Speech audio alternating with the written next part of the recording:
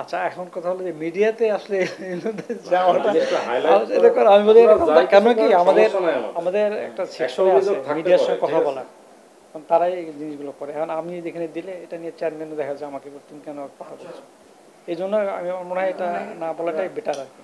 আচ্ছা ঠিক আছে, তাই না, আমরা এমনি এমনি কথা বলেন, আপনার জিনিসগুলো ফ্যাক্টগুলো জানেন, বুঝছেন। আপনার সাথে কথা বলার পরে আমরা চেয়ারম্যান সাহেবের কাছে যাব, চেয়ারম্যান স্যারের কাছে যাব, কথা বলেন, সমস্যা। এটা মূলত বলেন এই জিনিসগুলো যে আমরা শুনেছি যে চেকগুলো যে আপনারা দিয়েছেন আগে, এগুলো বেশ কিছু চুক্তি হয়েছে মানুষের সাথে, বিভিন্ন ব্রোকারের সাথে, ওই চেক সংক্রান্ত রিলেটেড বিষয়গুলো নিয়ে ওনার সাথেও কিছুদিন আগে এক সাংবাদিক কথা বলেছিল ওভার ফোনে। হ্যাঁ, আপনি ওভার ফোনে এক সাংবাদিক আপনার সাথে কথা বলেছিল, মহিলা। হ্যাঁ জি, আচ্ছা, আপনি ওখানে বলেছেন যে বিষয়গুলো অনেকটা এলে শাখায় জিনিসগুলো হয়।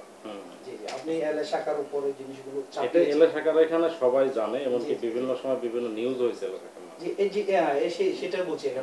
আপনি এটা জিনিসটা যদি আমাকে ক্যামেরাতে অন ক্যামেরাতে বলেন জিনিসটা, তাহলে আমরা ক্লিয়ার হয়ে যায় আপনি দোষটা আসলে কার হচ্ছে। আসলে মূল বিষয়টা কি এটা যদি ক্লিয়ার করে বলেন, মানে তাহলে তাহলে সেটা, যেমন ধরুন আজকে আপনার বিরুদ্ধে একটা নিউজ হলো, দেখছি আমি দেখেছেন পত্রিকায়। ও তাই নাকি? না না, হয়েছে যে গণসংযোগ নামে একটা পত্রিকায়, কক্সবাজারের একটা লোকাল পত্রিকা, ওনার বিরুদ্ধে একটা নিউজ হয়েছে। আচ্ছা আচ্ছা, নিউজে যে আগের এই টাকা পয়সা লেনদেন নিয়ে একটু দুর্নীতি দমন কমিশন একটা মামলা হয়েছে, কিছু মানুষ জেলও গিয়েছে। জি, আপনি অবগত আছেন? হ্যাঁ, আগে অনেক ইয়ে হয়েছিল, ঝামেলা হয়েছিল, এখনো ঝামেলা হচ্ছে। এবং আমি বাই নেমই বলি, মিজান নামে এক ভদ্রলোক আছে, ওনারই মানুষ, উনি বিভিন্ন মানুষকে হুমকি তুমকি দিয়েছে, এমনও বলেছে যে 5 লাখ টাকা দিয়ে একটা লাশ ফেলে দেওয়া কোনো বিষয় না। যে আমরা এইসব বিষয়ে মানে আসলে ওদিকে যেতে যাচ্ছি না। আমি তো এগুলো জানি না ভাই।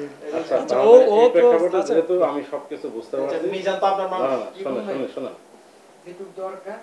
এই জিনিসগুলো জানা দরকার, জানা দরকার, কারণ মিসগাইডেড করে। তো আমার কাছে প্রচুর লোকও আসতেছে, চিঠিও আসতেছে, অ্যাকচুয়াল ঘটনা ফ্যাক্টটা কি সেটা আপনাদেরও জানা দরকার। সেই জন্য নাজমুল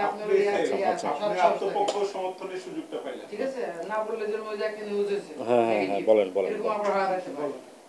তো আসলে যে বিষয়টা হচ্ছে, কক্সবাজারে মানে ভূমি অধিগ্রহণ সংক্রান্ত বিষয়গুলো মোটামুটি অনেকদিন ধরে কাজকর্ম করতাম বা এখনও করি। এখন সমস্যা হচ্ছে যে আমরা দীর্ঘদিন যাবৎ পিডিবি কর্তৃক কোনো চেক প্রদান করতে পারতেছি না। কী কারণে? আমাদের মিনিস্ট্রিগত কিছু জটিলতা, সরকার পরিবর্তন করতে জনিত কিছু জটিলতা। এই কারণে আমাদের চিঠিপত্র হয়েছে স্যার গত কয়েকদিন হইল মাত্র। তো যার দরুন এই জিনিসটা হয়তো অনেকে পাবলিক জানেও না, বুঝেও না, কিন্তু আমরা পাবলিককে জানাইছি, বুঝাইছি। এখন সমস্যা হচ্ছে অনেক দিন যাবৎ যেহেতু চেকটেক দিচ্ছি না, তো চেকটেক না দেওয়ার কারণে এখানে একটা মহল বা একটা চক্র দাঁড়াইছে, যারা হচ্ছে মানে বিভিন্ন মহলে একটা জায়গা থাকতে গেলে ভালো মন্দ সব ধরনের লোকই থাকবে। তো বিভিন্ন মহলে মানে অনেক ধরনের একটা চক্র বেরোইছে বা কিছু চক্র, অনেকেই বলছে যে ভাই আপনাদের চেক দেওয়ার জন্য কি অন্য কেউ দেয় কিনা, আপনাদের অফিস থেকেই দেন। আমি বলছি যে না, হ্যাঁ, তো আমরা তো অফিস থেকেই দিই, অন্য কেউ কে দেবে আমাদের চেক? এটা তো আমরা ডিরেক্ট দিই। তো ঠিক আছে, তো এখন কোনো একটা মহল হয়তো দাঁড়াইছে যে তারা মানে চাচ্ছে যে কিভাবে আমার উপর একটা বদনাম করা যায়, আর যেসব টাকা পয়সা সংক্রান্ত যে বিষয়গুলো আরও আমার উপরে লাগছে, এগুলো টোটালি মিথ্যা এবং বানোয়াট। আমি এই ধরনের কোনো কাজ কখনোই করিনি। আর যদি কেউ যদি, যেমন যেসব লোকজনের নাম পত্রপত্রিকা আসতেছে, আজিজুল হক আজিজ, এরা তো আবার আমার কাছে আইসাবারই হলো না, এই চিঠিটা আমরা দিইনি।